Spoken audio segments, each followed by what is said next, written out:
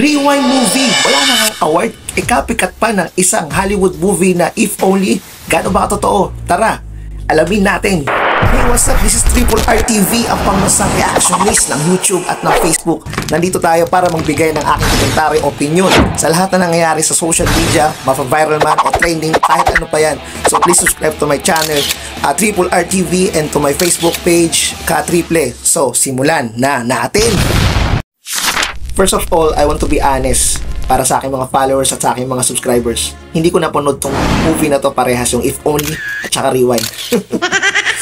Sorry, pero ba't ako nagbibigay ng reaction? Bilang content creator, bilang isang analyzer o bilang nagbibigay ng reactionist, gusto ko lang magbigay ng message sa inyo. Kung ano bakit ba ganito yung movie? Sobrang ganda ho niya, kahit hindi ako ganong nanood nito. Actually, hindi ko nga napanood, di ba?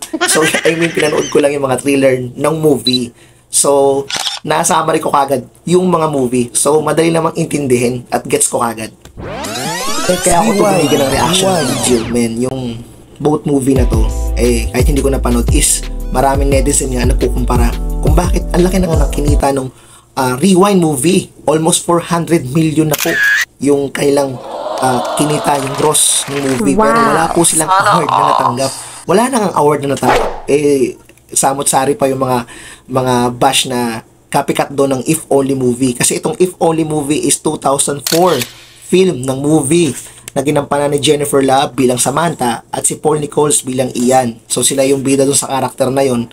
Ang tumatakbong kwento is second chance na humiling din si Ian na ibalik siya sa nakaraan, 'di ba? Meron ding yung God, kumbaga sa babae merong fairy godmother, ito naman fairy godfather, no? Ganun din, may pagka-comedy, same na same. Tas nasawi din si Samantha dahil sa isang car accident. At dito naman sa Rewind, ganun din si Ian, humiling din ng second chance na doon sa godfather na nagpakita sa kanya na bibigyan daw siya ng isang araw para baguhin lahat ng nangyari. So, yun yung tumatakbong kwento, ganun din po yung istorya. At namatay rin po yung bida na si Mary bilang Martin Rivera nga doon sa Rewind na ganun din po. Nagtalo sila sa sasakyan yan. Then yun, tapos na car accident nga rin si Martin Rivera. So, humiling po si Ian, 'di ba, na si John pala, sorry, yung sa Rewind na humiling nga rin siya na ibalik, itama lahat. So, yung comparison nga yun na nga. Kaya nga lumabas, may mga post sa Facebook na o kahit saan na sa social media, sa IG, sa TikTok na copycat yan. So bakit na lang hindi kayo maging masaya sa kinita ng pelikula? Actually, kaya itong sa palagay ko, kaya walang award tong Rewind. Ito lang ang opinion ko to sa palagay ko. This is the reality. Advantage kasi yung movie ni Ding Dong Dantes at Maren Rivera. Alam nyo bakit? Kasi mag-asawa na ho sila. Couple ho sila diba? Nandun na yung chemistry nila bilang artista, kaya napakadaling i-acting yung kanilang kumbaga yung mga role nila kasi mag-asawa po sila in real life, 'di ba? Kaya siguro nagbase yung MMF doon sa mga walang chemistry. Alam niyo yung wala namang team chemistry bilang artista. Parang po sa If Only, hindi naman I'm sure hindi naman totoong real couple yung dalawa, pero nabigyan ho nila ng award yung movie ng If Only. Hindi naman po talaga totoong mag-asawa yung gumanap doon, pero ang galing na artista. So, sa palagay ko, doon nagbase yung Metro Manila Film Festival. Sa palagay ko lang po, opinion ko lang to kayo kung anong opinion nyo.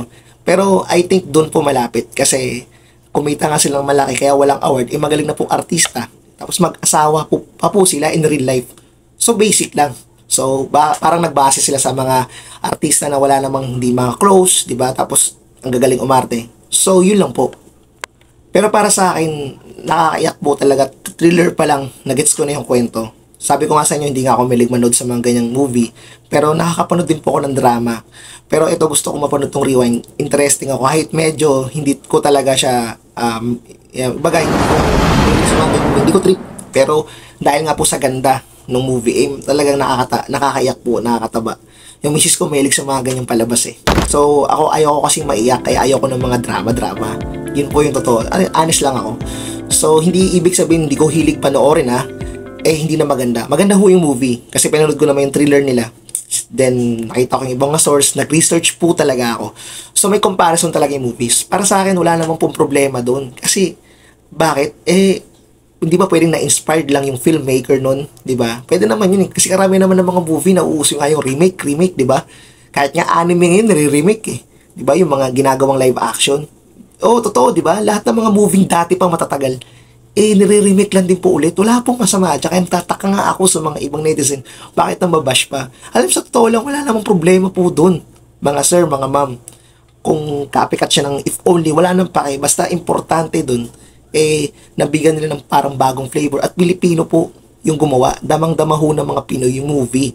Diba? Kasi kung sa Hollywood, kasi ako, di ko talaga film yun kasi English eh. Oh, sa totoo lang, honest. Yun lang po talaga ang pinakamagandang dahilan dyan kung bakit nakapagkumpara. Pero wala naman po masama doon. Kasi meron namang medyo may binago namang konti. Hindi naman talagang gayang-gaya. Diba? Talagang ano lang, magaling na po yung artista. So hanggang dito na lang. So maraming salamat. This is Triple R TV. At hanggang sa muli, no, please subscribe the hits notification bell para updated ka sa lahat ng aking mga videos. At sa aking FB page, paki-follow na rin po ka-triple. Medyo mahaba na yung video. Maraming salamat and peace out.